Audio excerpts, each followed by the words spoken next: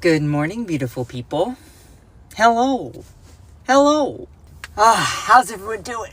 Make sure you're sending some likes as you're jumping in here. Joanna Tech, hello. Natty Profits, hello. Miranda Pierce, good morning. Rick, good morning. Bladiesau, I don't know if I'm saying that right. D. Nova Jody, good morning. Hope you all are thriving, not just surviving. So today we're going to be talking a lot about Trump voter remorse. Love the show. Oh my goodness, Natty, thank you. You're so sweet. We're going to be talking a lot about Trump voter remorse. This is something that is increasingly happening more and more as time goes on. And I'm going to be sharing a couple different stories. Now, for privacy, I have covered over the names of these specific TikTokers who are sharing their anecdotal experiences about why they regret voting for Donald Trump. Because I don't want people to then go and seek them out and, you know, just add to their comment section. Because I think we're going to be going through their comment section. They're getting the, you make the mistake of voting for someone like that and you face the negative ramifications. They're going to be getting that message loud and clear. So I appreciate every single one of you. You all are awesome. Today we're going to be talking all about Trump voter remorse. And I have different stories to get to, different experiences that I'm going to be sharing. For instance, there's this one, there's another one. There's several people that have taken to their stories on TikTok in particular. And I'm also going to be covering some other folks that have taken to Reddit to share their thoughts. I appreciate every single one of you. Please make sure to send some likes. I know that I'm a little bit late hopping on. I saw some TVR on a coworker's face when I was chatting with someone else about icy things yesterday. Yeah. And this isn't... Here's my thing. I'm not here trying to make fun of people or be like, you know, try to constantly put people down. But this is just a learning moment. This is a little bit of tough love, and we got to take away from this moment what we can glean from it. So please make sure to send some likes. I love all of you. You all are awesome. It really helps out the morning show to send some likes. It gets the stream started. And if you really value my morning lives, which I hope you all do, then please make sure to do so. And also share with a friend. I also, you like my little necklace? It's a tiger's eye. It's a little tiger's eye. Anyway, I got this so I live in North Carolina, and I got this necklace while I was at a local shop in a small town in Western North Carolina that unfortunately got absolutely devastated by Hurricane Helene. And I don't even know if they're there. Are you all familiar with Lake Lure and Chimney Rock? There's a small town that is like really hugged between the mountains, and they have a really, really cute like local community that there's a lot of different stores, kind of touristy traps. And there was one that sold a lot of different kind of like jewelry, and I really loved that one. And I got like 6 necklaces, and this was one of them. And I felt really good. I was like, oh my God, I'm shopping local, and these people make it. And, anyway, but they were absolutely decimated with Hurricane Helene, and it's so sad. Anyway, so thank you. Greetings from Hickory. Well, hello, fellow North Carolinian. So let's dive into some of these stories. I'm going to be talking all today about Trump voter remorse. You may have heard me, I'm going to try to coin that term. Because, there's a lot of people who are taking to social media specifically talking about, I voted for Donald Trump, but now I regret it. Now, just for awareness, there's also a lot of people who are taking to social media that are trolling and saying like, oh my God, I regret voting for Trump. He's taking away my rights. And it's like, he is though, but you don't see it, anyway. So I'm starting out with this one because this is one of the biggest ones that I want to talk about. So for privacy again, and also everyone, just for fun, really quickly, please make sure to put your favorite emoji in the chat. I love everyone. I love emojis. I think they're just good vibes. So everyone put your favorite emoji in the chat if you are excited to break everything down. It is getting hot in here, so I'm going to crack the door just a little bit. Ooh, he's handsome. Ooh, he almost heard me. So I do my morning live shows in the car, and so I like to go and park different places and then do them. Oh, there is this one really, really handsome Latino guy. Ooh. I should probably close my door. I would let him wring me out like a kitchen sponge. I'm so gay, and if you cannot handle that, then this is your opportunity to scroll on. I love all the emojis. Emojis are just, they're good vibes. I love them. Anyway, so we're going to break down some stories about Trump voter remorse. I have at least 4 specific examples I'm going to be breaking down, videos that are getting a lot of traction here on TikTok. And we're going to start with the story. We're going to start with like what's happening, what are the comments, how are people reacting to it. Then we're going to be breaking down some of the specifics on why they're feeling that way, and also process the psychological mechanisms going behind these people. For those of you who do not know, I actually have a double degree in sustainable development and political science. The one thing I really focused on in political science was the psychology of how you form your political beliefs, and how a lot of the way you form your political beliefs is through something called motivated reasoning. And doesn't matter your political affiliation, it happens all the time. So let's get into it, shall we? This person, and I blurred out the name for privacy reasons, because, yeah, it says, the moment I regretted voting for Donald Trump. And the reason why she regrets voting for Donald Trump is, it says, I'm heading back to the office. Trump signs executive order ending remote work for all federal employees. What are y'all's reactions to this? Now, this is just something that is factual that has happened. Donald Trump has signed an executive order saying that no federal employees are able to work remotely anymore. Now, if we want to have any sort of discussion around this as a policy, we can. I had a longer discussion with my parents the other night around this. My parents are very, very conservative, and they voted for Trump.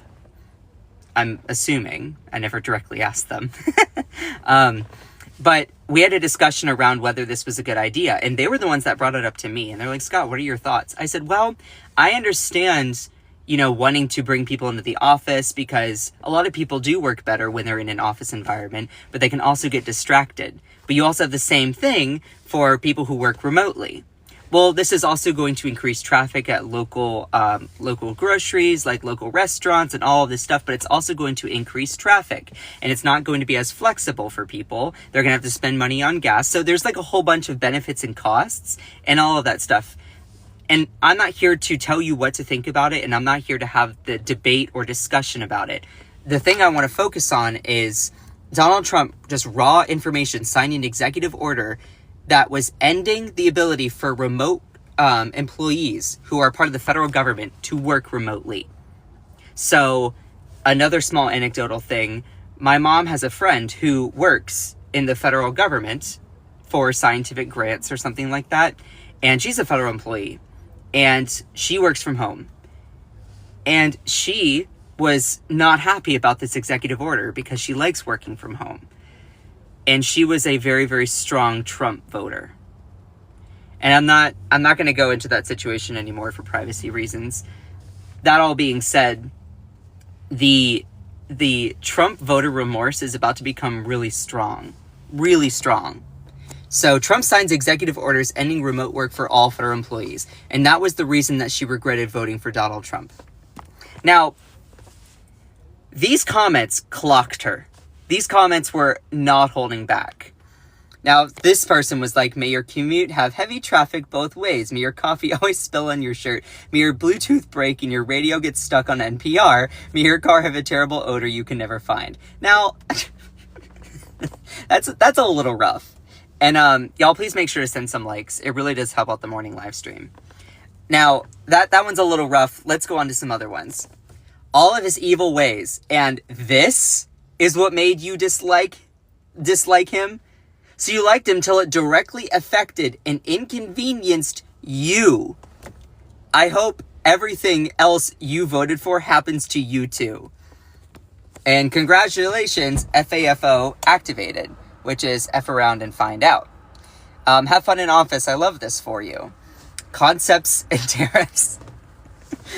That's obviously going back to the concepts of a healthcare plan and making fun of the thoughts and prayers kinds of things. So if you see stuff like concepts and tariffs, or, tariffs and prayers, it's just kind of meant to be a little bit trolly. Have the time you deserve. I love this for you.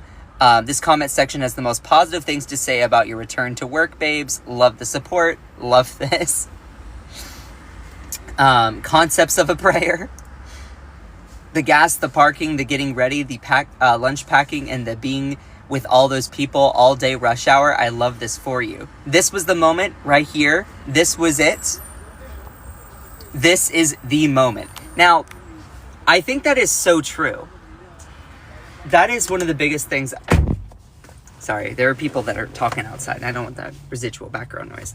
This is the moment that makes you reconsider voting for someone like Donald Trump, when it negatively personally impacts you. This is a flaw within the human psyche. We don't seem to extend empathy or extend care or value each other when they are negatively affected. If it affects me, that's when I care. And see, instead of, this is a huge flaw in this reasoning. In the human experience, we don't seem to do any action and be proactive until it negatively affects us. Because that would require us to get around the flaws of being so self-centered and actually make the mature leap to seeing that when we are all collectively in a good space, that we are stronger together. Well, in America, we celebrate hyper-individualism. So oftentimes, we don't see how policies, if it doesn't hurt us directly, we don't see how it can hurt us eventually. So the moment this person was like, oh, I regret voting for Trump, is when it negatively affected her. Not when he said that immigrants were poisoning the blood of this country. Not when he was claiming that transgenderism is somehow nefarious, dangerous, and a big problem in America. Or all the different things he said degrading women. No, it's this. And see, this is why the rest of the world laughs at us. Because we can't make the mature leap to understand that it's going to then come and get you. Instead, you should vote for policies that help everyone and not be so individualistic and so self-centered. And I'll give you another story. I put this in a post. This is my own anecdotal experience. I was raised as a very strong Christian conservative here in the South. I'm from North Carolina. And my older brother is a, quote, brainwashed liberal. And y'all, please make sure to send some likes if you're enjoying the live stream. I love all of you. I really, really do. Even if you're trying to make fun of me or be obnoxious or be provocative and drama-seeking, okay, have fun. Like, do something better with your time instead of trying to be obnoxious in the chat. Just, I'm not here trying to make fun of or be condescending to anyone or anything like that. I'm just sharing what we're seeing, talking about it. So, this one experience really shaped part of my life growing up. And if my brother is watching, which he doesn't, I don't think he ever watches my live streams, then hello. But, so I was raised as a very Christian conservative in the South. A very Christian evangelical. I was like almost an altar boy. And when I was raised in that way, a way of, blending in was just assuming the political beliefs of my parents. And so I just would go along with what they said. And they were very, very conservative. And this was actually just right before the rise of Donald Trump in 2016. Because I graduated high school in 2016. So I was having a conversation with my brother who's 7 years older than me. And he is a brainwashed liberal. So he's like this progressive that lives in Atlanta. Anyway, so I was having a conversation with him, and I had this kind of exact moment where like I didn't care about the negative effects of my decisions until it affected me. So I was having a long discussion with my brother about voting and morality. And I told him, I said, in my view, I think you should vote for what benefits you, and I'll vote for what benefits me. And when everyone votes, everyone is then represented, and then we have a equitable system, an equal system in America. And my brother was like, that's so messed up. And I'm like, why? I'm not a bad person. I'm just voting for what benefits me. And you should vote for what benefits you. He goes, but not everyone always has the equal access to go and vote. Not everyone has that chance all the time. There's also a lot of people here in America who participate in the system and don't even get the opportunity to vote itself. But then also, you're pitting your interest as more important than the collective interest of all of us. I'm like, well, yeah, I'm looking after me. He goes, yeah, I understand that. But also, don't you think you should extend empathy to everyone? And I was like, well, no. Theoretically, if I vote for me and you vote for you, and there's more people like me and less people like you, then we're going to have a system that represents the majority. And he goes, yeah, but you're not being empathetic at all. You're not, sorry, there's someone that was getting out of the car next to me. You're not being empathetic at all. You're not rooting yourself in caring about other people.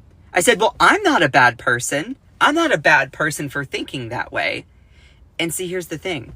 Until it negatively affects you, you're not going to wake up. That conversation really initially led to my self-discovery of understanding the realm of political psychology. A lot of us only support or vote or care about something when it affects us. When it affects us. And something that we especially need to do as Americans, but in also the world, is learn to care, learn to empathize. Some people say, Scott, why do you care so much about women's rights or the rights of trans people? You're not trans, you're not a woman. Scott, you're not a person of color. Why do you care so much? Because I see that when you erode the rights of one group, eventually it's going to come for you. It's going to negatively affect you. And I am not going to stand by and watch inequality happen to other people. Because, number one, that's not right. But number two, it might knock on my doorstep. It's like someone voting for the leopards eating faces party. And then all of a sudden, you become surprised, clutch your pearls and say, oh my God, I didn't believe that the leopards would somehow come and eat my face. Yeah, girl, that's how it's gonna work. So let me share more stories like this. And y'all please make sure to send some likes. I love all of you. I want to start with, I want to go to this person. Now, there are more videos like this on TikTok than you may realize. So for privacy, I also blurred out this person's name. Again, I don't want to like have a lot of people then flag and go to this person and say all this stuff in the comments, because you can see here, there's already enough comments and they're all probably going to say the same things of what you all are thinking. So this person voted for Donald Trump and is immediately regretting it. She was talking about how under Donald Trump, you know, how he was freezing all the federal spending for, you know, different grant programs, education. We talked about this yesterday. So just as a quick little refresher for those of you, a quick little refresher here. Whoop, whoop, whoop, whoop, whoop. So the White House actually ended up freezing a lot of spending for grants and programs, specifically for the Department of Education. And this was an attempted executive order memo that was, the goal was trying to freeze all of this spending. This is from the memo itself. It's like, American people elected Donald Trump, yada, yada, yada. What this order does, financial assistance should be dedicated and given to people, you know, in a blah, blah, blah way. And the priorities are ending wokeness, weaponization of government, promoting efficiency in government, making government healthy again, or make America healthy again. The use of federal resources to advance Marxist equity in transgenderism and the Green New Deal, social engineering policies, yada, yada, yada. And it says in here later that to implement these orders, you know, each agency must complete a comprehensive analysis of all their financial assistance programs, identify projects and activities that may be implemented by the president's executive orders. They must input a temporary pause on all activities relating to the disbursement of federal funds. So what that all means is that Donald Trump signed an executive memo to freeze all the existing pre-approved spending from Congress. Because how it works is Congress, the House of Representatives, your senators, approved all of this spending to happen for federal programs and grants and aid.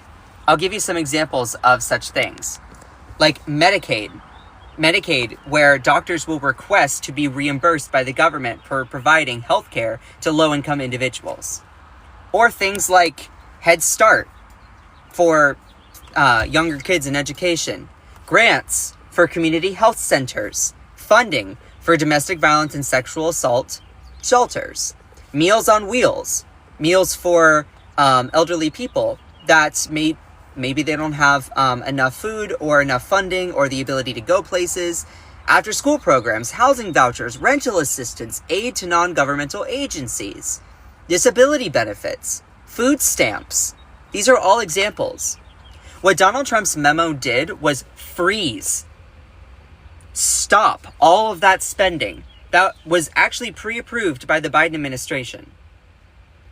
So, that all being said, this woman who took to TikTok to express her story was like, I was all in for Donald Trump. I was all in for him. And all of a sudden now I am not getting the child care assistance. I'm not getting the child care assistance. And it's like, it's really, really messing things up. And these comments are like, he told y'all who he is and y'all still voted for him. FAFO. I love this for you. Lucky girl, you're getting exactly what you voted for. Can't wait to follow you on this amazing journey of finding out. You messed around and you found out. We don't feel bad for you. And they go on and on with these kinds of comments. Like, unfortunately, some people don't care until it affects them directly. Again, you were all in for Trump.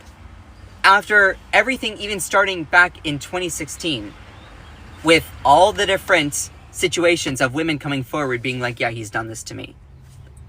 And then also I could stand in the middle of Fifth Avenue and pew someone and not lose any votes. Didn't make you think twice. Didn't make you think twice when he said that he was going to put a ban on all people who were Muslim coming into the country because of fear that they are somehow dangerous. Like, it is the moment, it is only until, it's only when things directly impact and negatively affect someone that they start to care. And this is a shortcoming within the human psychology. Empathy is a superpower. If you have the ability to care and empathize, don't think of it as, oh, you're just weak and you're a touchy-feely, liberal-hearted Democrat, whatever. No, it means that you have the ability to put yourself in someone else's shoes and feel for them. It is a superpower. It is a muscle that you have to flex. And a huge step that we can make for evolution as a human species is learning how to have empathy for other people. Learning not to just vote for what benefits you, but for what benefits everyone. Not to then be like, oh, look, I'm a good person. I care about everyone. No, be a good person for the purpose of being a good person. So a lot of Americans, especially, we're given this idea of achieve the American dream, pull yourself up by your bootstraps. It's very individualistic. You figure it out. There's this success story about this person, and they pulled themselves up. They worked hard, and they deserve all of this stuff. It's very me, like a choir. And we as Americans need to stop focusing so much on me and focus on we. Because we are so much stronger than just like all of these individualistic voices. And we need to realize, and please if I'm spot on with what I'm saying here, please make sure to send some likes. I love all of you so much. If we have 250 or almost people in here, that's awesome. And also, as by the way, I'm not even looking at the comments. So if you're trying to get my attention or be obnoxious or provocative or drama seeking, I'm not that type of creator. Okay, I am not a political creator that constantly tries to stir the pot. I'm not someone who puts up opposition only and tries to argue with people and not get anywhere. I do a news segment. Today's a little bit different because I'm going through some anecdotal stories. Fridays, I try to make it a little bit more fun. But some days I go through just like raw data and we explore all the numbers. So that all being said, if you cannot mind your own business, if you don't like me or my look or my voice or whatever, just scroll on. Find something that is going to be better, you know? That all being said, these stories are really showing a lot about the American political psyche. As soon as it negatively affects them, do they only care? Like, let me give you another example. I talked about this one back on Monday. And I need to take a sip of water. Hold on. Whew. So, this is another example of a woman who voted for Donald Trump. And it says, Trump voter in regret after mass deportation of her Latino family members. Now, the reason why this writing is in red is because the logo of this specific publication, The Niche, is somehow, for some odd reason, cutting off part of the headline here, so that's why I did that. This is another video that is going quite viral over social media. This lady's name is Myra, and I have not put up her handle for privacy. A Latina woman has gone viral after she released a video crying and expressing regrets about voting for Donald Trump. Following his inauguration, President Trump signed a whole bunch of executive orders designed to advance his far-right immigration agenda. And some of those things include pushing ICE to then go up and round up illegal immigrants for deportation.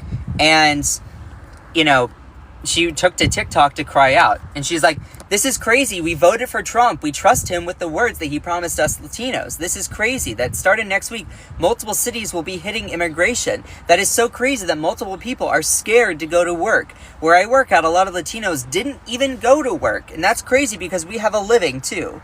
Like, meaning we have to make a living. And she's like, y'all, we need to come together. We need to do something. We need to do something about this. I'm scared. I hate that I voted for him. And like, these comments were clocking her. They were like, he is literally doing exactly what he said he was going to do. Did none of y'all listen? Did you think that you were special? Like, and then someone was like, thoughts and tariffs. Again, making kind of a little bit of a play on thoughts and prayers, you know. I hope that he grabs anyone who voted for him. That's a little bit harsh. You know, that... who is we? The 92% tried to warn y'all. And what is your emoji reaction to this story? Like, everyone type your emoji reaction. Pretend this was happening right in front of you. That someone is doing this, or if you were in this comment section, what would you say? Just type your favorite emoji or just like your response. You know, and these people keep going on. And it's like, we warned you. Now you want us to come together? We are all in trouble now because of your ignorance. So sorry, we're busy. I've no sympathy for you. Bye. Why are you crying? I've no sympathy for you. Bye. Why are you crying? This is what you wanted. A snake is a snake. FAFO real quick, didn't you? I hope they grab you first. Trump was your fault. That's a little harsh. Don't include us in all of your dumb mistakes for voting for that clown. How do you not hear him? He is doing exactly what he promised. I wish you had woke up before you voted. You voted against your own demise. FAFO. This is what happens for Latinos for Trump. Make America great again equals go back where you came from. FAFO time. We warned y'all, uneducated. So you see in here that a lot of people are like, yeah, you know, when you vote for the circus to come to town, eventually it's going to come to your doorstep, and you can't be angry when that happens. If you vote for the leopards eating faces party, don't be upset when the leopards start eating your face. Now, another story that I haven't highlighted yet, and I've given you, this is the third one. I've given you One person where she was upset about the work from home order. The other one about the child assistance, federal assistance being taken away. This one is about, immigration. There's one other story here that I kind of was like, I don't know if I want to actually share this, but this one woman was, and I, again, blurred out the name for safety. It's like, I voted for Trump, and now my wife is leaving me. It's like, yeah. I'm sorry that your wife is leaving you. That's never easy. That's never easy. Like, I can extend empathy for that. Absolutely. Though, if you vote for someone who is very, very vocally against things like diversity, equity, inclusion, or wokeism, or transgenderism, like, yeah, LGBTQ people, that kind of rhetoric is directly threatening LGBTQ people. They're like, yeah, diversity is the big problem. Inclusion is the big problem. No, it's not. Like, it's no. So, and also, I just want to point out that even like Idaho Republicans are calling on the federal government to get rid of Obergefell v. Hodges, which, for those people who do not know, Obergefell v. Hodges is the case that brought us the legalization of same-sex marriage. So there's contingent of MAGA people that want same-sex marriage to be overturned. And I would not be surprised if there is in some way, like, I would not be surprised if Donald Trump somehow goes for that, but we'll see. I hope that he wouldn't, because that would be really bad. But it's like, when you vote for the party that constantly uses rhetoric that demonizes trans people, LGBTQ people, and takes away their rights, then yeah.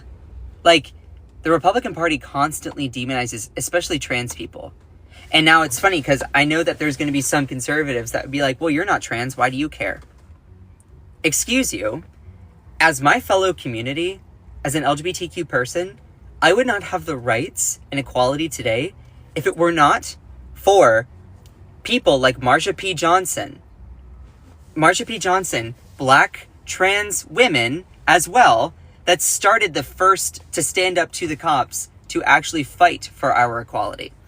So, as a little history for those people who do not know, the first people who fought back for LGBTQ equality were trans, non-binary, and people of color. It was, in my understanding, it was a little bit of like a residual effect of after civil rights. They're like, why not extend these rights to LGBTQ people? And so they were feeling emboldened to fight back. It was at Stonewall. It's called the Stonewall Riots.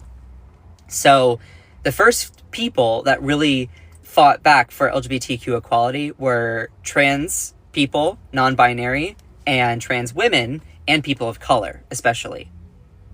So that it's important to note that. And so when you vote for someone like Donald Trump, who demonizes trans people and LGBTQ people, yeah, when you vote for someone like that, your wife might divorce you. Your wife might divorce you. And yes, I can even feel empathy for her, because that sucks that your wife is divorcing you. But think about why. Whenever you do something bad, you can't just be like, oh my God, I'm so sorry, I feel so bad. And like, you have to think about the negative ramifications of your actions. Like, if you accidentally do something or purposely do something and then you feel bad about it, you can't just say, I feel bad about it, and move on. No, you have to atone. You have to actually make good and be better, So people were like, thoughts and divorce papers. She sounds like an incredible woman with high moral standards. Thoughts and concepts of prayers. My empathy is out of network. Thoughts and concepts of prayers. So proud of her. Your wife did the right thing. F around and find out. It's morality. It's a morality issue, not just a vote. Concepts of thoughts and tariffs. You voted against your own rights. I would have left you too. Morality is important in relationships. I hope she finds respect and peace she deserves. Morals matter. Now you've entered find out land.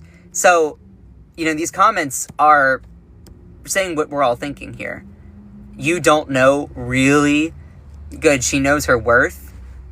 All of that. So there are a lot of people who are coming to the realization that, oh my God, voting for Donald Trump is negatively going to impact my life. And it's like, yeah. But what's so sad is many of these people, what's the username? For privacy, I am not going to reveal that. And I also don't remember because I blocked it out. You know, like, I just throwing it out there. I don't bring up these stories for us to then go and, like, type in all the comments, all these things. If you can probably find it just by searching, but I don't want to give people the ammunition to go and do that. And just for privacy reasons, I always do that. Because, you know, I'm not here trying to sick people on other folks. The reason I tell you these stories is because this is a sign. This is emblematic of the political moment we're in. A lot of people vote for something, they realize that it negatively affects them, and then they wake up. Instead of making the mature, evolutionary, cognitive leap to then care about other people and see that we are stronger when we are together. We are stronger when we are together. I wasn't a big fan of Kamala Harris. I'm a huge Bernie person. I'm like a Bernie Sanders type of, like, anti-establishment, progressive Democrat. I'm very much driven by the policy, all of that. I voted for Kamala Harris because she had some good policies and she was competent. She wasn't Trump. Like, those are the things. So, and that's my own personal anecdotal thing. You can agree, disagree, whatever. But the reason I say all of that is there are so many people who voted for Trump because they truly thought that he was going to do some good things. And now they're realizing that he is rescinding on what they thought he was going to do. It's like, even though a lot of folks were saying, yeah, he's going to deport a whole bunch of undocumented people, there are many Latinos that still voted for him. And it's because they were truly not going to listen. They were not going to listen to information that went against what they wanted to believe. That cognitive dissonance is very real. It's very real. For those people who do not know, cognitive dissonance is when you receive a piece of information that goes against what you want to believe. So, to give you a more clear example, remember when I was talking about this story? If you are a conservative Latino person and you hear that Trump is going to deport all these undocumented people, which are probably folks in your community, maybe your direct family members, all of that, you say, oh, that's all lies. That's all lies made up by the Democratic establishment media, mainstream media. They all lie. They all lie. They all lie. And then all of a sudden, now you start to face the ramifications of your actions. It's like, when you receive that piece of information that goes against what you want to believe, you're going to immediately deny it because it's convenient to deny it. Now, I'll give you an example of cognitive dissonance on the other side.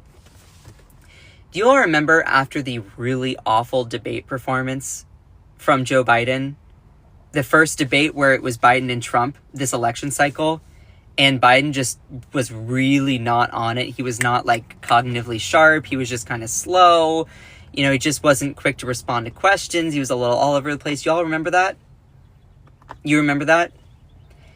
As soon as that debate happened, there were a lot of progressives that were like, ooh, maybe we should replace... And there were many Democrats who were like, maybe we should replace Biden with someone else because, you know, if that's what we're going to have to do, like, we might need to switch it up. And if you all were here on my live, there were a lot of people, including many of my good friends, that were like, as soon as I talked about, well, maybe we should replace Biden with someone else, they were like, they faced a lot of cognitive dissonance. Scott, give me a shout out after the live. Who are you? Oh, wait, hello. Hold on. I didn't realize. Hello. Sorry, that's one of my friends in real life. What's going on? I didn't recognize you from your profile name. Hello. It's like, who are you? Sorry, sometimes that can happen. I have people that will say, give me a shout out, and it's like, I'm not following them, or they're just like a random person not following me. And I'm like, that happens all the time on my live stream. Well, people will be like, Scott, give me a shout out, and they're not even following me. And it's like, why? So hello.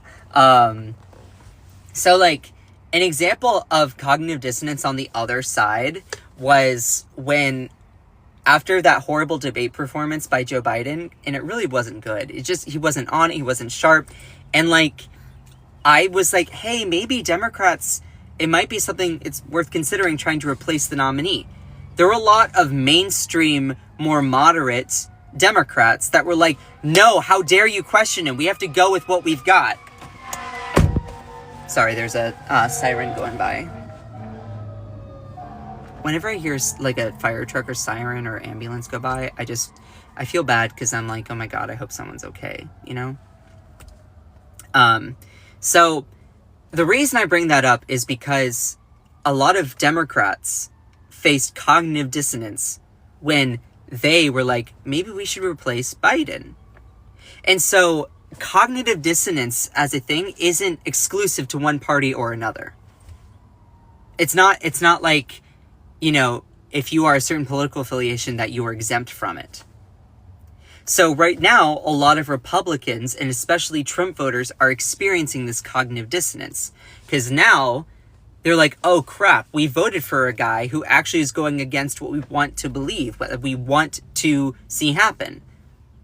It's like, even though Donald Trump said he was going to do mass deportations of people, and when Democrats said, hey, this is what he's going to do, or when they talked about Project 2025, and he's following Project 2025 in his executive orders, people are like, I didn't want to believe you, and I wouldn't have listened. But now that it's negatively affecting me, now that I'll listen. So, this is not meant to dogpile. This is not meant to like be condescending. This is meant as a moment of tough love, but also education and awareness. This is why in America we need more robust political literacy that's based on critical thinking and empathy. Also, let me just do a pre-K pause here in the chat.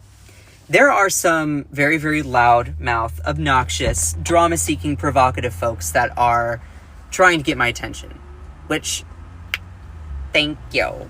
I know, you have a crush on me, right? I do have a boyfriend application.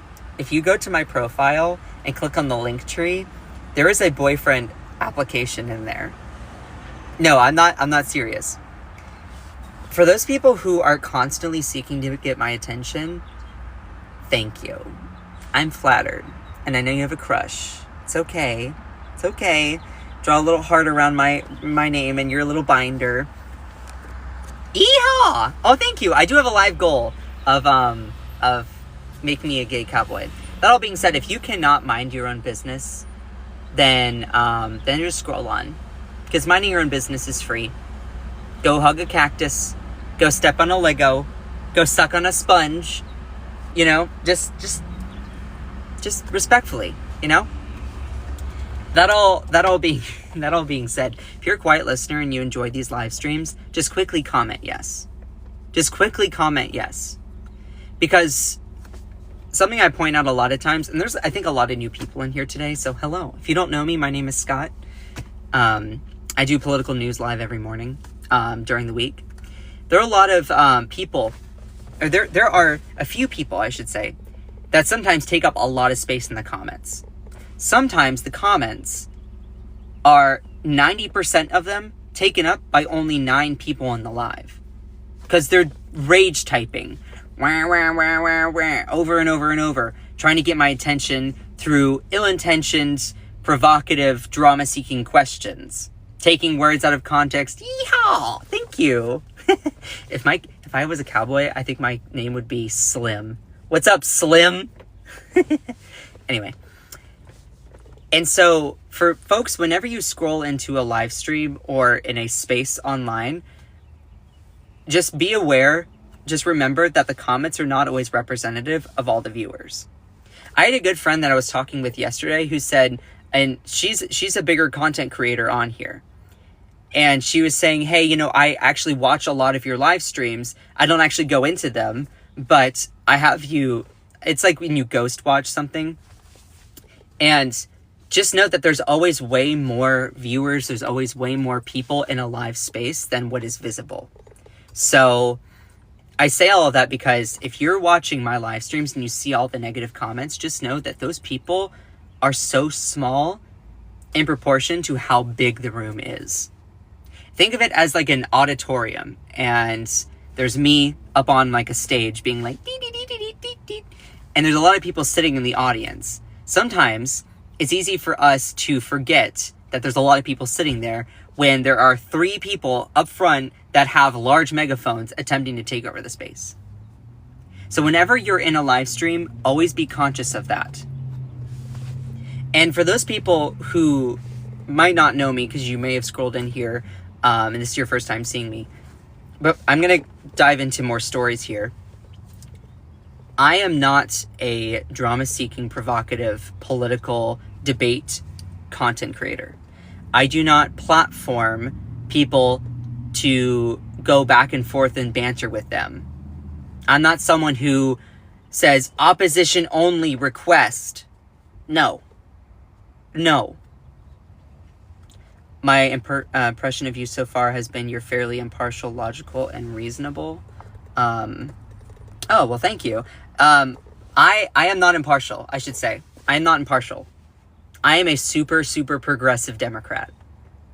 But something that is important is being able to think critically and not be driven by the partisan motivated reasoning, but be driven by the facts on the ground. What is the data showing? What is the science showing? Who said what? Who voted for what?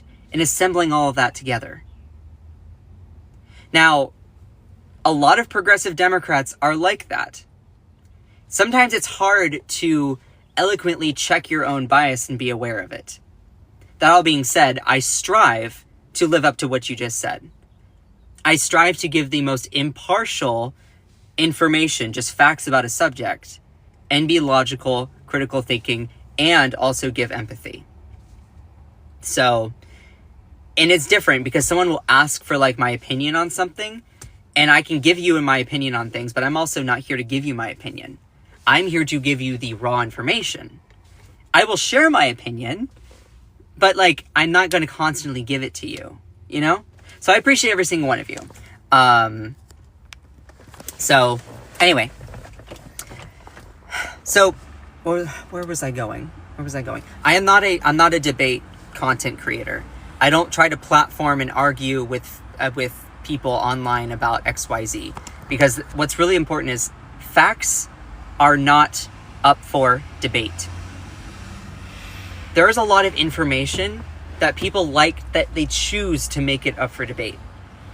Oh, I like that fact. Oh, I don't like that fact. That's debatable. No, sweetheart. Facts, science, data, statistics, that's not up for debate. Your interpretation of what you think is important, what you think needs to happen more, what needs to be taken into account going forward, that's up for debate. What's not up for debate is the raw facts. Climate change, the existence of climate change, is not up for debate. It's happening. It's happening. It just objectively is. Your interpretation of how to address it, what action steps need to be taken, how to go forward in that moment, what policies need to be done, that's your interpretation. That is your opinion. That is up for debate. But the objective facts of something are not up for debate. Cool? Awesome. So, while we are talking about Trump voter remorse, I want to specifically share some other deeper facts and data. So there's a lot of people in here who it might be your first time, which hello. When it comes to immigration, I've been talking about this a lot this week, so I'm going to switch from Trump voter remorse to talking a little bit more substantively about what's happening. So there are people like this who are all of a sudden realizing, oh crap, my vote for Trump is now going to deport my family members, my community members. Did you all know that almost 66%, almost 2/3 of all of our agricultural workers, all the folks who work in the farms, the fields, are undocumented people. It sounds like you're in a Disney movie with all the birds chirping. I know. I know sometimes I like to open my door and there's a little bit of residual noise, so I apologize about that, but that's cute. So when you really look at it, mass deportations of undocumented people not only rips them out of their livelihoods and their homes and their communities, but it's actually going to be really bad for the economy. It's going to decrease the amount of supply that we have coming from our farms. So it's no secret that Donald Trump is actually going through and allowing ICE, the Immigration and Customs Enforcement, to go through and raid communities. I even read a story, I didn't prepare the graphic for it, I even read a story in Truth Out. Truth Out is a nonpartisan, nonprofit news outlet, which there are those. And apparently in this story, there were people that were detained for speaking Spanish. And this was in Milwaukee. They were just detained for speaking Spanish. And then later they were released once they produced their birth certificates. But it's just goes to show what is happening. People are being, all these undocumented people, or people they suspect as being undocumented, are being targeted in these raids. So it's no secret that Donald Trump has directed through his executive orders to go after what he deems are undocumented people, or folks that seem suspicious, or folks that look undocumented, etc. Now, the reason I bring all of that up is that there are a lot of farmers that employ undocumented people, whether they have a work visa or not. So to break it all down here, and y'all please make sure to send some likes, I love all of you. To break it all down here, this is the makeup of all of our agricultural workers. And this is pretty recent, it's 2020, and you can see it's pretty much stayed the same here. So you can see that 40% of our agricultural workers are truly undocumented.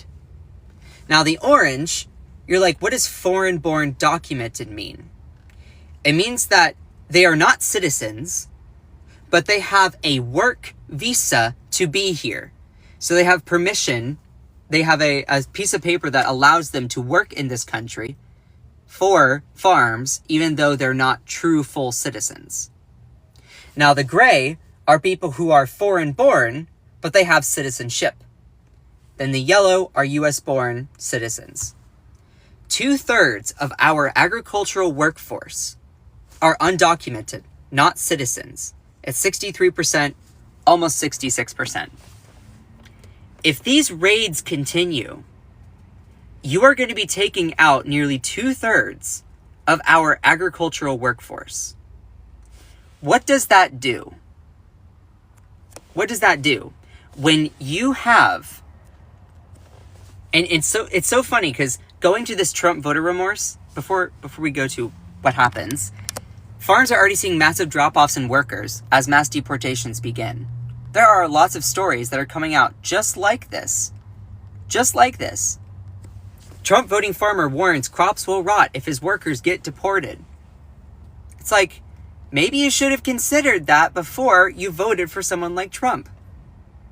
Like the other stories that I was bringing up here, many of these Trump voting people didn't feel like, oh, I'm going to vote for him. All of a sudden it negatively affects you. Oh crap, now I regret my vote. You didn't care when he said that illegal immigration was poisoning the blood of this country. You didn't care when he just signed an executive order to ban trans people from the military. You didn't care when he constantly blamed wokeness and DEI for all of America's problems. Like, your red flag was when it negatively affected you, instead of you extending your empathy to other people. So now a lot of these like Trump voting farmers are like, crap, I'm I voted for him to deport undocumented people, but I didn't think that he would actually deport my undocumented workers. Like, if you vote for the leopards eating faces party, don't be surprised when those leopards sharpen their teeth, they start roaring and get really hungry to eat your face. Now, to put things in perspective here, knowing that undocumented labor makes up 2/3 of our agricultural workforce, let me highlight a couple things first here. These are not easy jobs. They are long hours, low wages, poor working conditions, and that needs to change. That is a problem itself. So I've seen a couple comments of people being like, trying to be like, oh, so you care about workers, you care about, so you don't care about, well, first off, I believe that these workers should have a much bigger raise. That's why we should have a minimum wage that's like $20 an hour in this country. Who fights against that? You fill in the blank. Also, that's why these workers should be able to form and join a union so they can have better working conditions, safer working conditions, more days off, paid time off, or the ability to join a union and collectively bargain. Who stops that? Because they claim that it is Marxist, socialist, communist, globalist. You can fill in the gap. That all being said, it's ironic that as soon as I point out that deporting a whole bunch of undocumented people would actually make our agricultural system worse because you're getting rid of 2/3 of the labor force, you then say, oh, well, so you're okay with their bad working conditions? Use your logic here first. So if we deport all those people, are you then advocating for American citizens to fill those positions? Because that doesn't fix your concern about the position itself not having good working conditions. So I've had this conversation so many times on live. There are some people that come in here and say that I'm supporting slavery, which is crazy. First off, our agricultural system is not good. It doesn't treat workers well. That needs to change. The way to fix that is not by deporting the existing people there. It's actually giving them a chance to become citizens and also increasing their wages, increasing their workplace benefits, increasing their time to be able to bargain and collectively join a union. So the logic doesn't add up here. And then they say, well, what about Obama? Obama deported these people. So? Yes, that's also bad. Are you then trying to accuse people of changing their political beliefs when it is convenient? So you're assuming that I was okay with Obama deporting all of those people.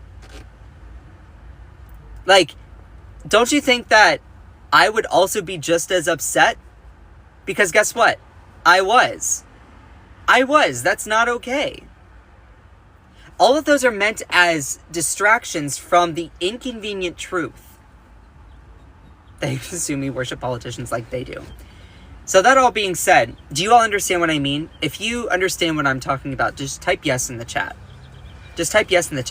Or as soon as I corner them in a situation, they say, get over it. LOL. So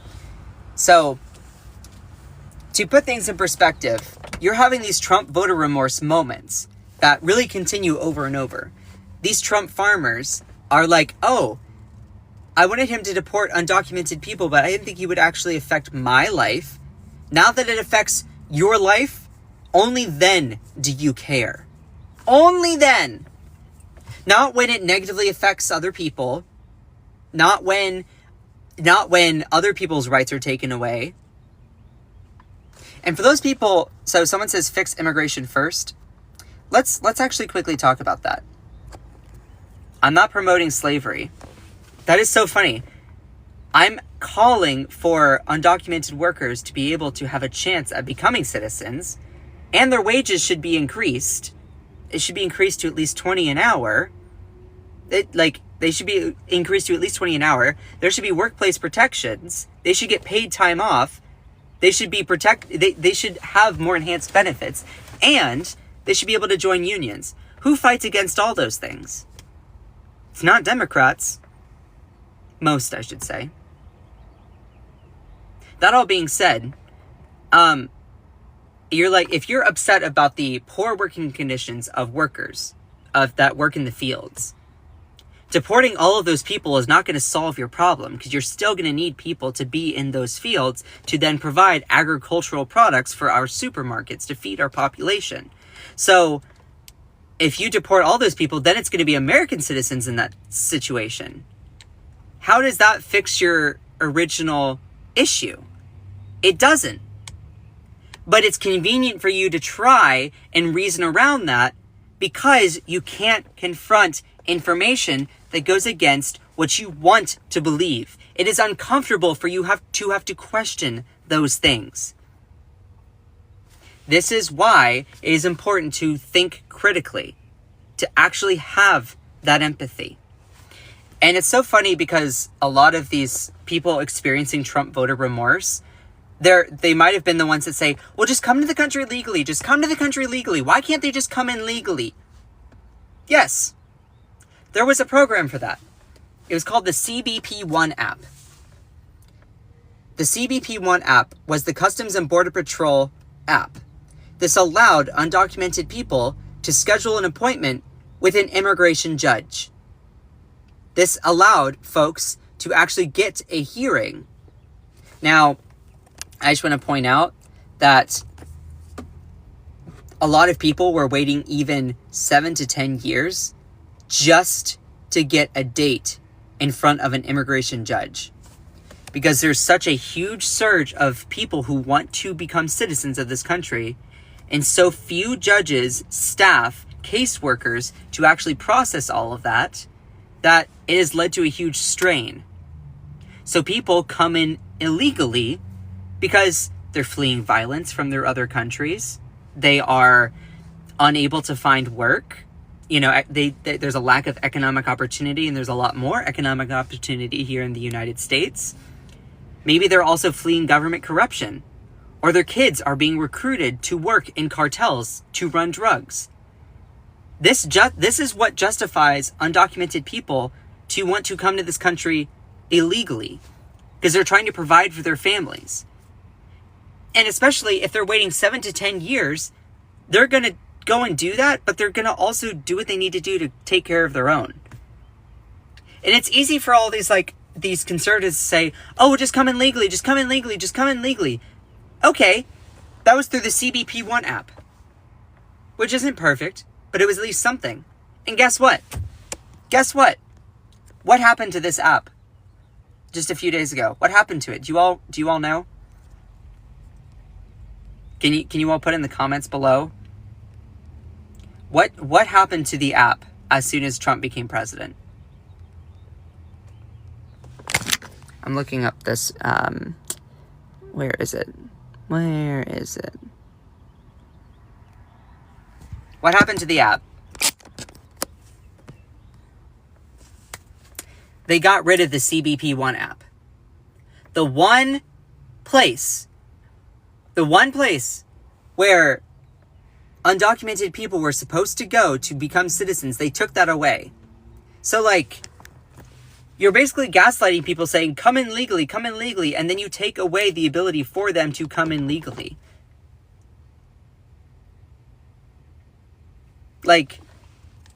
It's so obnoxious. But diving into the last, if you want to put this all in a little bow,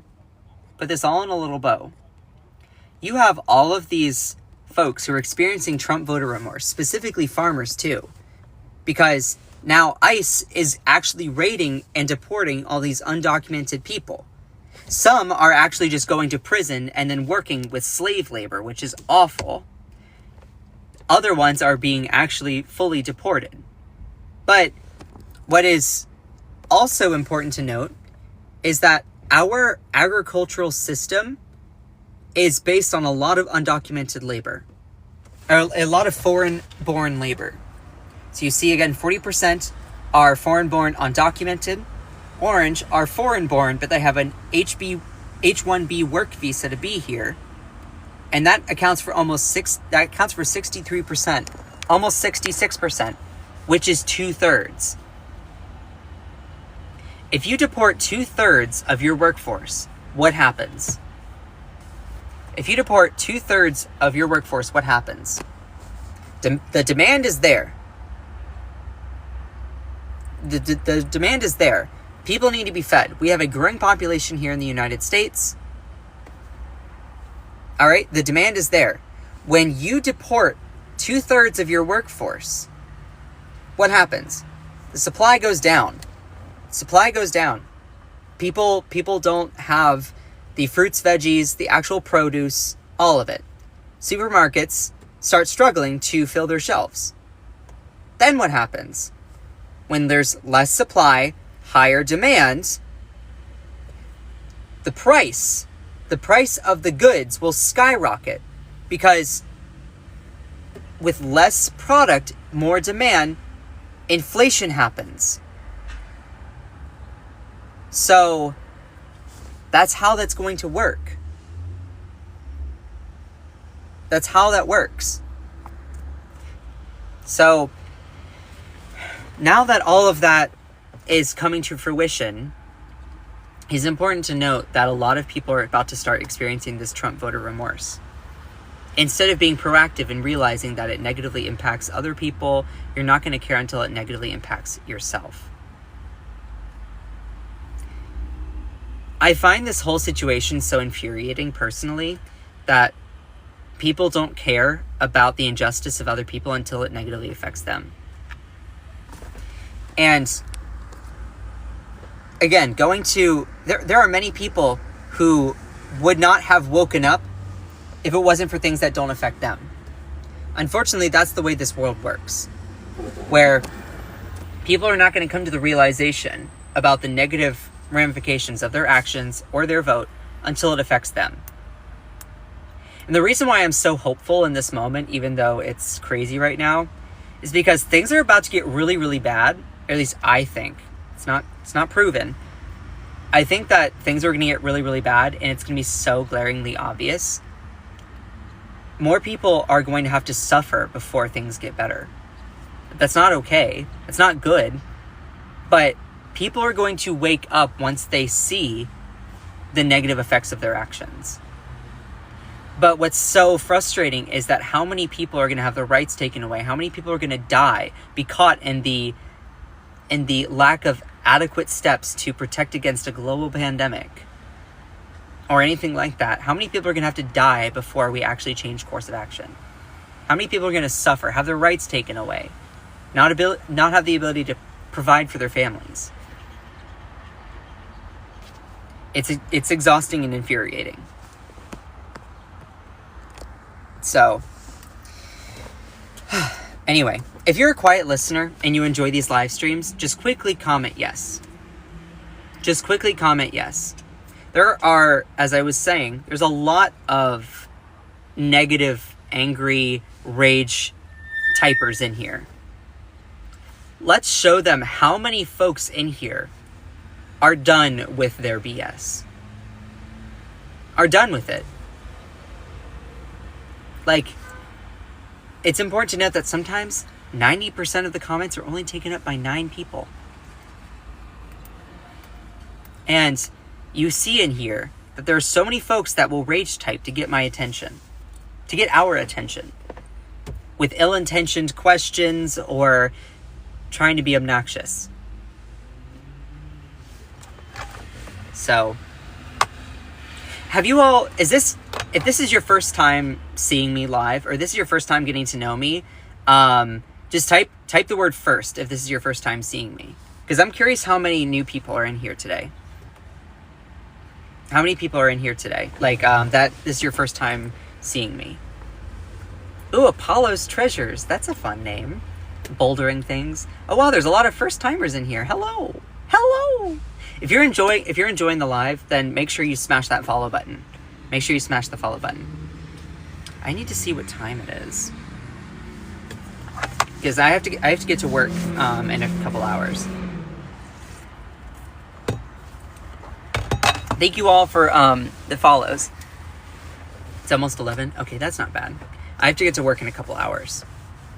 I used to be a political organizer, but when you work for progressive Democrats that don't take corporate PAC money, it's hard to make a living because they are the people who don't take massive amounts of money from bigger, corporations, and they're not the ones that are funded by, the wealthy. So you don't really get much money. You don't really tend to get health insurance or anything like that. So I had to go and get a corporate job. But this is my way of being able to be informative. So anyway, thank you all for all the smashing the follow button. I do have a live goal if you're able to contribute. No worries if not. I'm going to quickly gloss over some of the stories again, just because, I've been on for a while and people cycle out. So I'm going to talk about it again. But I appreciate every single one of you. I hope that you all learned things from the morning live stream. That's the purpose. One of my friends told me yesterday, and she's a bigger content creator, way bigger than me, but we're close. And she was telling me, she's like, Scott, something I really admire about you is your ability to break down these things into common sense language that people understand. And that really means a lot, because my goal of the live streams is to help you think critically for yourself. I'm not here to tell you what to think. I'm here to give you the tools to think critically and hopefully make you feel empathy for other people, because empathy is a superpower. So, while we're at it, let's talk about Trump voter remorse. This seems to be happening more and more, and I'll give you 4 different examples of this playing out.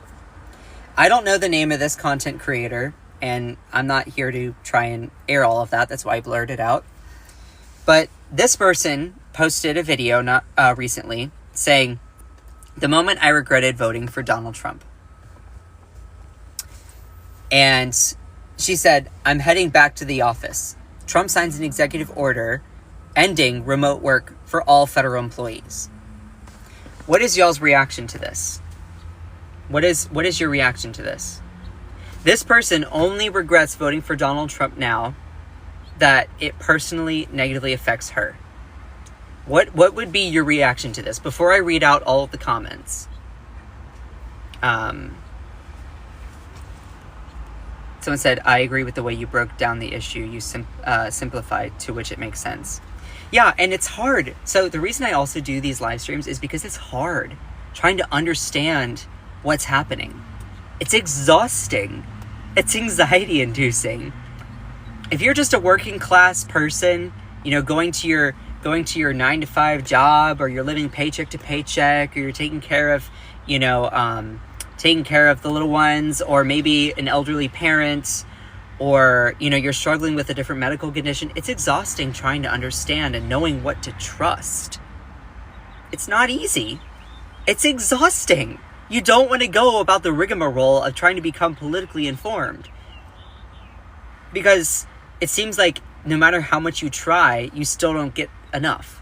So the purpose of what I do is to give you the tools to think critically, to be able to look at information and see the bias.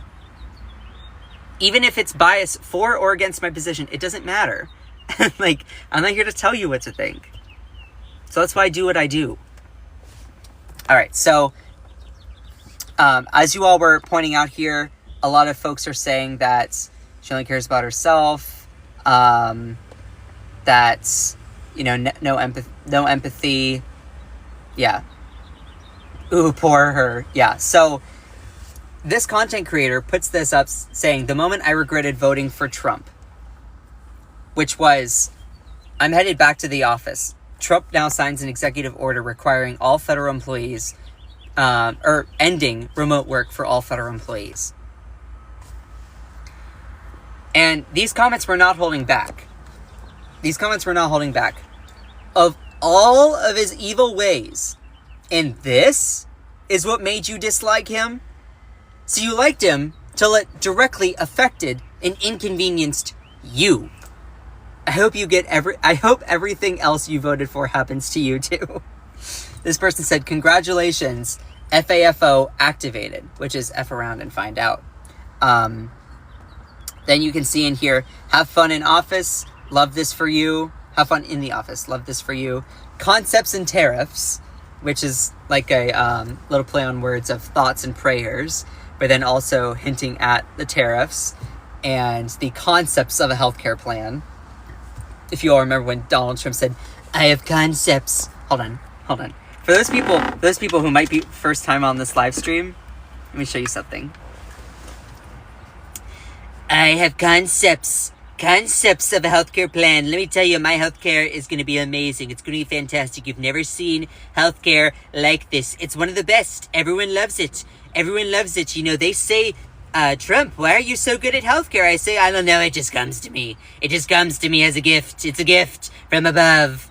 Look, if you like my tiny hands, then make sure to send some likes. And definitely don't smash that follow button if you have. Don't smash that follow button. And people, if you get overly offended that I have impressions for all different political figures, I do one for Bernie, I do one for Biden, you know, like, whatever. It's just meant to be funny and cheeky. It's not super serious. So again, this person's saying, you know, I voted for Trump.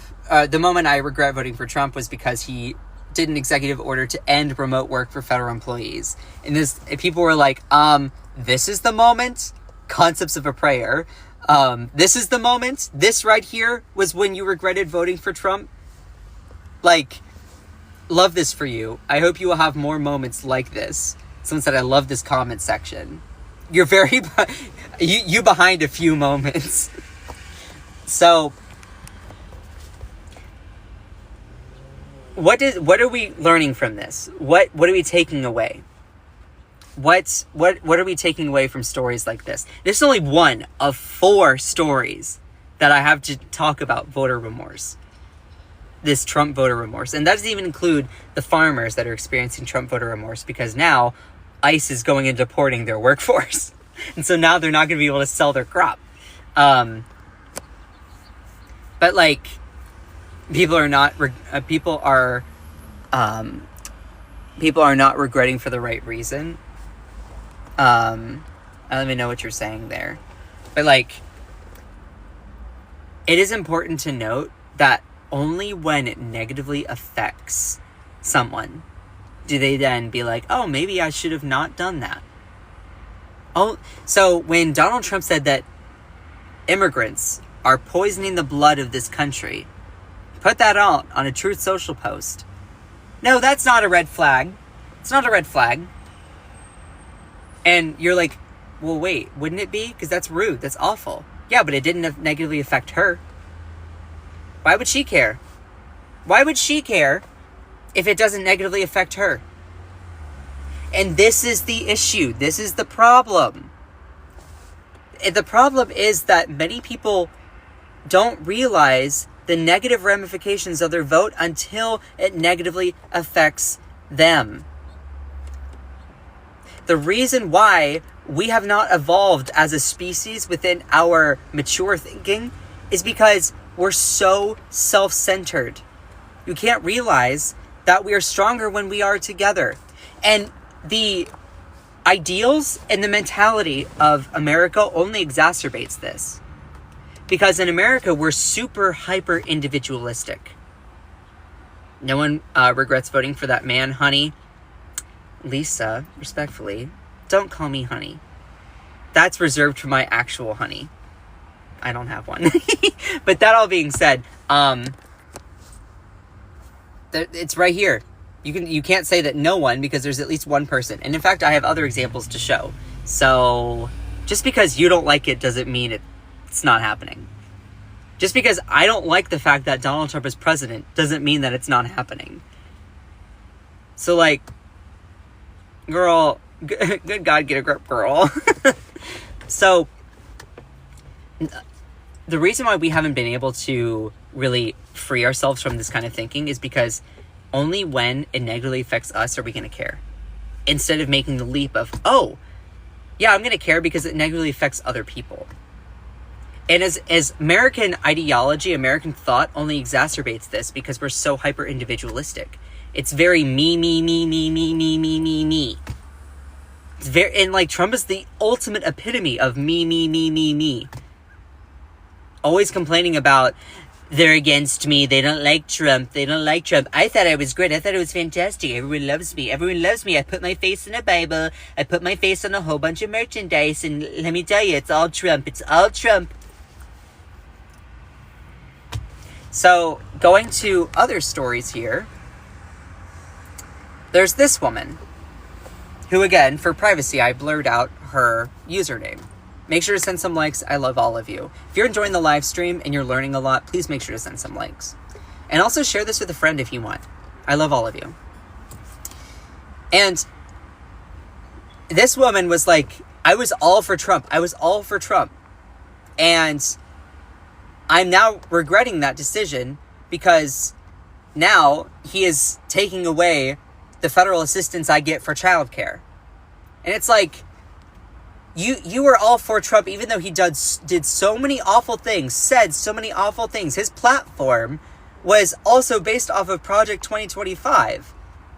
But only when it negatively affects you are you going to care. So to put things in context here, for folks who do not know, and this is something that's been happening over the last few hours. Or not last few hours, last few days. So the White House, under Donald Trump's leadership, they put out a memorandum to freeze, memorandum for health heads of executive departments and agencies. You can see right here. This was put out saying that we are calling on you all to freeze, and we are going to be freezing all of the grants and funding for federal agencies. And you're like, okay, well, what does that mean? In here it says, the American people elected Donald Trump, yada, yada. Financial assistance should be dedicated in advancing the administration's priorities, yada, yada. We want to get rid of Marxist equity, transgenderism, Green New Deal, trying to make America healthy again, get rid of social engineering policies and a waste of taxpayer dollars, yada, yada, yada. Whatever. He says, to implement these orders, to eliminate DEI, wokeism, transgenderism, Green New Deal, social engineering, he said, each agency must complete a comprehensive analysis of all of their federal financial assistance programs to identify projects, programs, and activities that may be impacted. And so, federal agencies must temporarily pause all activities related to obligation of disbursement, of the distribution of all of the federal funds. Now, to put this in perspective, the federal funds are for a lot of different programs. A lot of programs like Medicaid. Medicaid is for low-income individuals that the doctors will request to be reimbursed by the government for different operations, medications, healthcare visits for people who are low income and can't afford it. Also impacted by this are programs like Head Start, grants for community health centers, grants for domestic violence and sexual assault shelters that get money from the government, Meals on Wheels, meals for seniors, after school programs, community center programs, housing vouchers, rental assistance, disability benefits, aid to foreign non-governmental agencies, veterans benefits. So the freeze, what it does is it stops all this federal spending, which I want to point out was already allocated and set to be spent by Congress. So there's also an issue of whether he can even do this, because there's no constitutional authority for the executive branch, I know I'm getting wordy, for the executive branch to do something like this. Congress, the House of Representatives, and the Senate, they make the laws. The executive branch, Trump, it's his job to carry out the laws. For him to say, I'm going to freeze all this federal spending, he doesn't have any constitutional authority to do just that, especially because Congress already pre-approved all the spending to go out to all these different programs. It was already signed by the previous president, Joe Biden, It was already set there. So not only is this a disaster because it puts everything at a halt, but it also stops all the assistance that people get. It stops the food stamps. It stops the Medicaid. It stops the grants for people to help afford their rent or their prescriptions or their childcare. So this story is by a Trump person who said, I was all in for Trump, until all of a sudden now my vote for Trump is taking away my funding from the government for childcare. It's taking away my ability to get that money so I can provide for my family. And it's like, he told y'all what he was going to do and you still voted for him. I love this for you. Lucky girl, you're getting exactly what you voted for. Can't wait to follow you on this amazing journey. Unfortunately, some people don't care until it affects them directly. We all tried to tell them, but they were up to his thing. You voted for the fruits of your vote. Cry me a river, FAFO. So the fact that this program has now froze and taken away her child support, is she only then being like, oh, when it negatively affects me, maybe I'm not going to like it. So it's exhausting that people are only caring about things when it negatively affects them. They don't care. They don't care until it negatively affects them. Instead of extending the empathy. And again, I shared this story earlier in the live stream, but I'm going to share it again. And y'all, please make sure to send some likes. I love all of you. I think I'm also going to turn on my car so I can have the AC running. And also plug my phone in because it's probably getting low on battery. So I want to share a story from my coming of age. I was raised in a very Christian, conservative Southern home. And with that, I just, for being able to blend in, I assumed the political beliefs of my fellow parents, who are Christian, conservative, evangelical, all of that. I was raised in that culture. And my older brother, who's 7 years older than me, he was always he always stood out because he was always like this liberal democratic, he was the brainwashed liberal. And I'm close with my oldest brother. So we had longer conversations.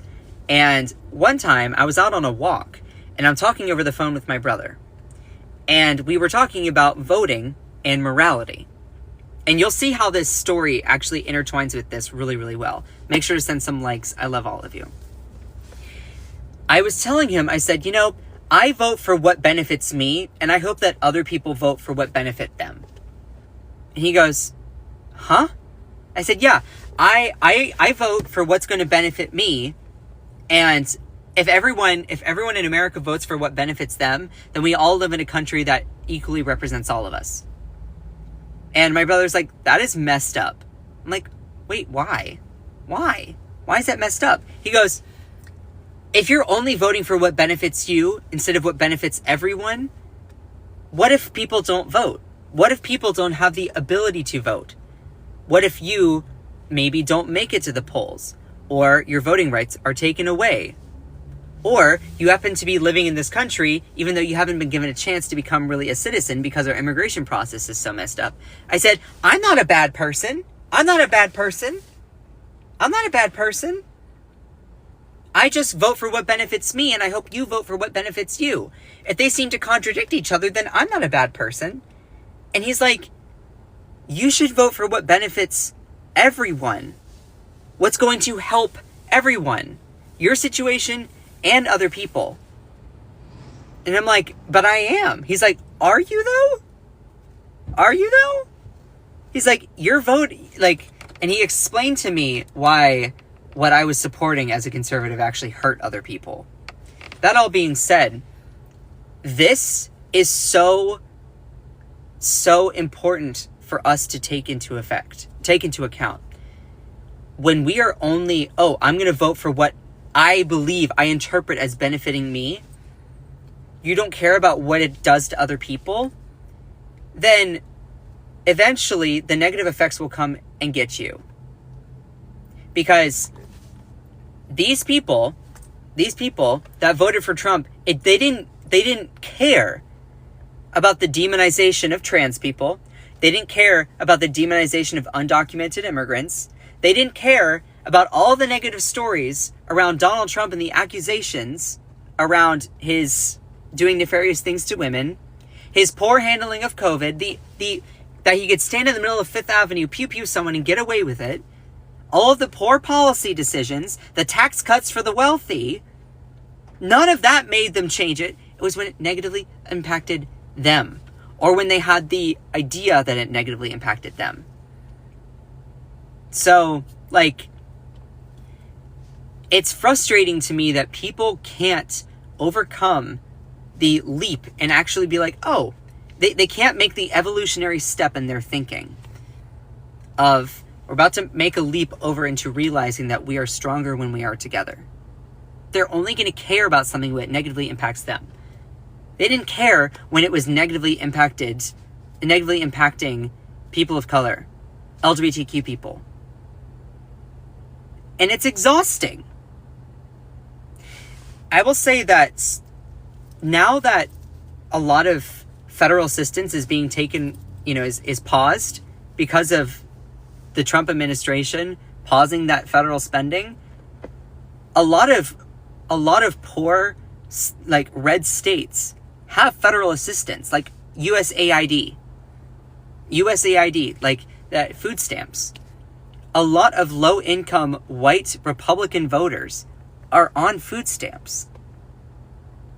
That program was just frozen by Trump because of what he claimed was woke, transgenderism, DEI, Green New Deal, social engineering. And they're like, wait, why is this being frozen? Why is this being frozen? And you're like, and those people are not going to realize until they're like, oh crap, his actions are negatively affecting me. You didn't care when he did all those other things to hurt other people. I'll give you another example.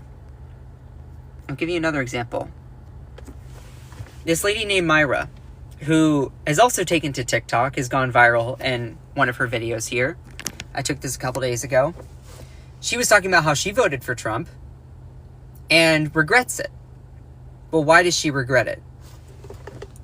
Latina woman goes viral after Trump now going to be deporting a whole bunch of undocumented people.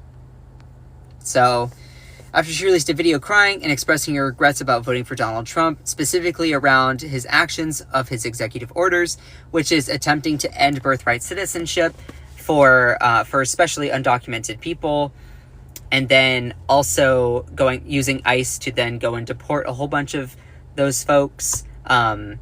It's funny because a lot of conservatives are saying, oh, well, they're only going after the criminals. Yet their definition of a criminal is anyone who is undocumented. But they mean like, oh, we're only going after people with a violent criminal record. That's factually not true. Like, you're going after everyone who you think is undocumented. Again, I don't have the background to show you, but I was reading a story in an article. I was reading a story specifically in a publication called Truth Out. And they're a nonpartisan, nonprofit news outlet. And there was one story of these ICE agents that actually arrested these people who were just speaking Spanish in Milwaukee. Now, they were released because they provided a birth certificate. But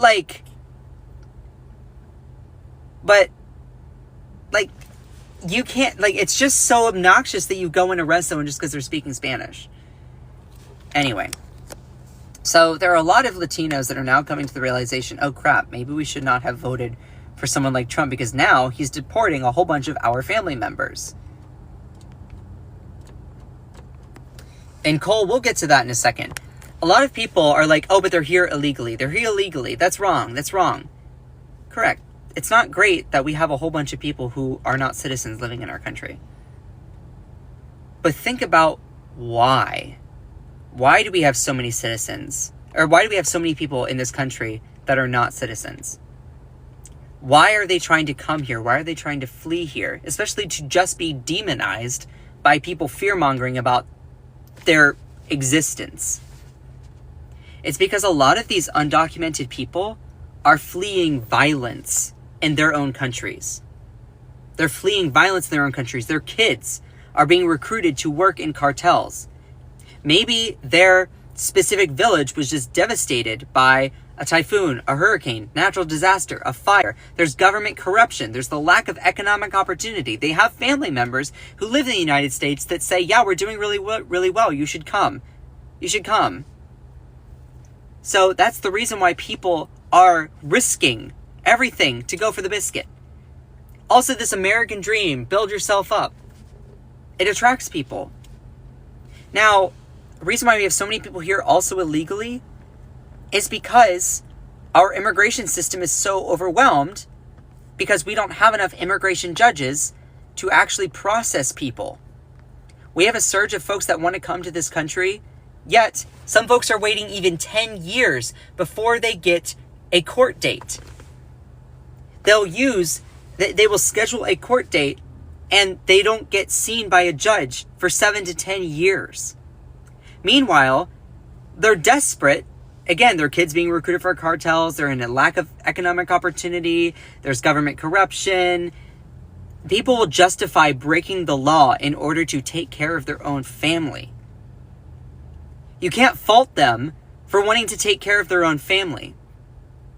So why are we seeing a huge surge of undocumented immigration?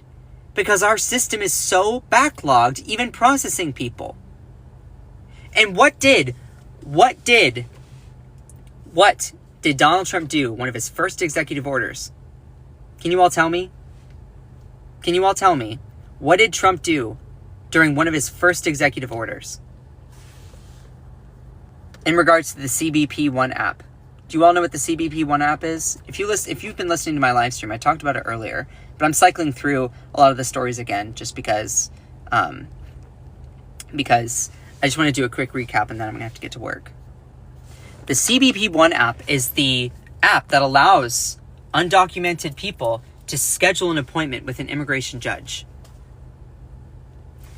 And Donald Trump, one of his first executive orders was to eliminate all of the appointments for the people who scheduled to be seen in front of an immigration judge. Those appointments were all canceled. Then hours later, Trump nixed the whole program. So if you're like, oh, come into this country legally, at the same time that you're eliminating the ability for them to even do that. So, all of that being said, a lot of Latinos voted for Donald Trump because they were told that somehow he would make America great again, and they trusted him. And now a lot of them are facing this cognitive dissonance, this Trump voter remorse, because they're like, crap, we voted for someone and now they're actually doing awful things to our community. Yeah, you F around and you find out. This is what happens. You didn't care when he was saying that he was demonizing transgender people. You didn't care when he wanted to do the Muslim ban. You didn't seem to care when all of his other actions hurt other rights of other groups. But as soon as it hits you, you're like, oh. And this is why we need more robust political literacy and empathy in this country. We are not going to evolve and mature and be stronger if we do not actually have the courage of empathy to care about how other people are affected by things, even if it doesn't affect us. That's why it's important to care. As for guys, it's important to care about the reproductive futures and rights for women and people with the capacity for pregnancy, which is an inclusive way of going about describing anyone who does not identify as a woman having the ability to carry a pregnancy to term. And if you get upset around that language, then you can get over it. That's why it's important for white folks to care about how non-white folks are constantly suppressed. Their voices, their ability to work their way up the system is always so suppressed. And we have to realize our privileges of what things that we just can easily do while other people have to claw just to get half of it. So it's important to note that empathy is a courageous choice, but it is a choice we need to make if we're going to be stronger as a country. We can't be so self-rooted where we only care about something. We only care about something when it negatively affects us. When it negatively affects us. So, as a quick little recap, like, this Trump voter only regretted voting for Trump when he signed an executive order getting rid of remote work. Oh, it negatively affects me. Didn't wake up before with all the other crap. This person didn't care about all the things that Donald Trump has done to take away their rights and hurt other people. But as soon as, oh, well, you know, I feel bad for her because her wife actually is going to divorce her because she voted for Trump. It's like, yeah, you voted against the rights of LGBTQ people. Yeah, I'm going to divorce you. You voted for the brutalization of undocumented immigrants, just people fleeing violence in their own country. Yeah. As well, this person voted for Donald Trump despite all those things and now only regrets it because her child support is now being taken away from the federal freeze on the spending and the grant programs that we talked about. We are not going to get ahead as a species or as a country if we are so self-centered all the time. What does this self-centeredness get us anyway? We don't band together. It's all divide and conquer. For whose gain? For the rich people, for the billionaires. Like, it's exhausting that people only wake up to the negative ramifications of things when it affects them. Instead of being so short-sighted, people should be proactive. They need to see the negative ramifications of how their actions, their vote, hurts other people. Because when you vote for the leopards eating faces party, year after year after year, eventually the leopards will eat your face. Thank you, Jeff. I really appreciate that. I really, really, really appreciate that. I love you, Jeff. You're awesome.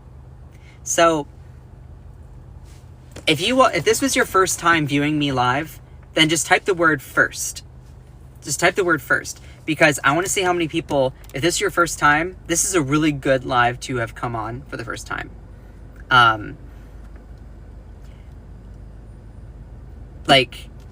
I really appreciate every single one of you. Someone said, of course, you don't respond to me. I didn't realize that I am entitled to respond to every single ill-intentioned, provocative, drama-seeking comment that ever comes into my live stream.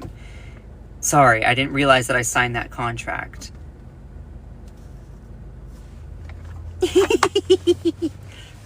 I think I'm funny.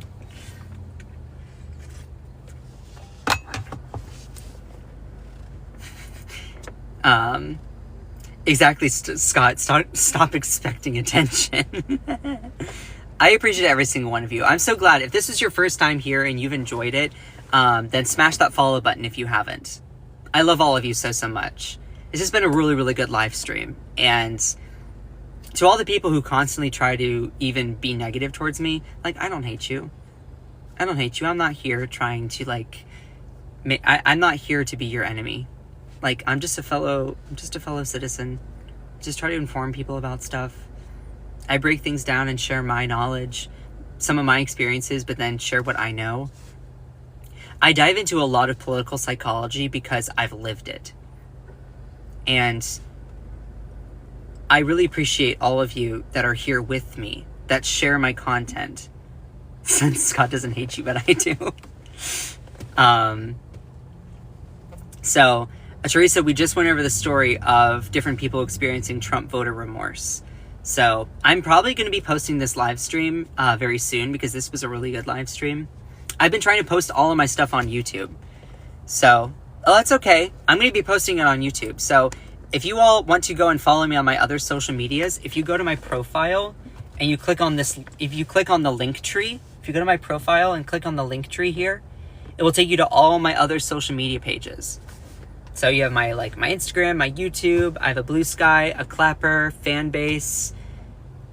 I even have the little red book, whatever thing. I'm trying to figure out where, if/when this platform goes away, I'm trying to figure out where I'm going to go next. So, I appreciate every single one of you. I need to skedaddle. I want to give the biggest shout out to all of my moderators in here. Which, the Effulgent One, love you. Kate, Akicha, Jenny, I love you, stop asking, Joanna Tech, CJ, and all my good friends, Royal Witch. Y'all are awesome. Kate, I think I repeat sometimes. Ginger Monster, love you. Jeff, love you. You're awesome. Rochelle Alexis, Scott, this is one of your best lives. Oh, thank you. Ambrosia Swift. And all the people who's your first time in here. Shout outs to all of you. Let's see. Tam, thanks for the follow. Jenny, thanks for the follow. F is for friends. Oh, it's a cute name. Yeah, it just proves your point. Yeah.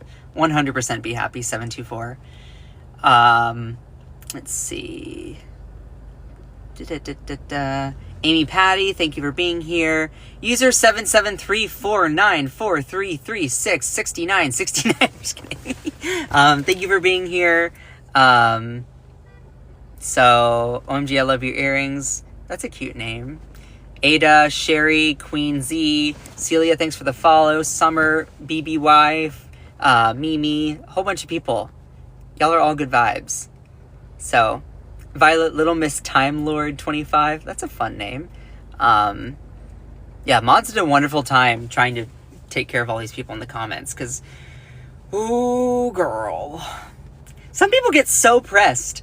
I think that people get so pressed in my live streams because I'm just like, I'm not directly calling them out, but I'm like reading their thoughts to filth. You know, I'm like calling them out before they even realize they're about to open their mouth. So, anyway, I appreciate every single one of you. You all are awesome. I'm going to skedaddle. I need to get to work here. But just remember, first off, again, big shout out to all of my amazing moderators and good friends in here. The Effulgent One, Kate, Akicha, let's see, Joanna Tech, I love you, stop asking, Jenny, you all are awesome. And all good friends in here, T Jennings, MJ, Jeff, Ginger Monster, y'all are awesome. Violet, Little Miss Time Lord, love all of you. Let's see, I always like giving shout outs before the end of the live stream. The Joanna Tech, Celia. Cool, I hope I didn't miss anyone. So, anyway, I love all of you so much. Just remember. Oh, and lastly, go and follow my other social medias if you haven't. Right after this live stream, right as soon as I end, go to my profile and click on this link tree. It takes you to all different social medias. Oh, hey, it's me, Lorna. Oh, thank you. Sending you love and good vibes. So anyway, just remember that you are beautiful. You are loved. You are valid. You are strong. And you are fierce. Don't let anyone or anything ever dim your shine. All the fibro queer, love ya. Love you all so much. Bye.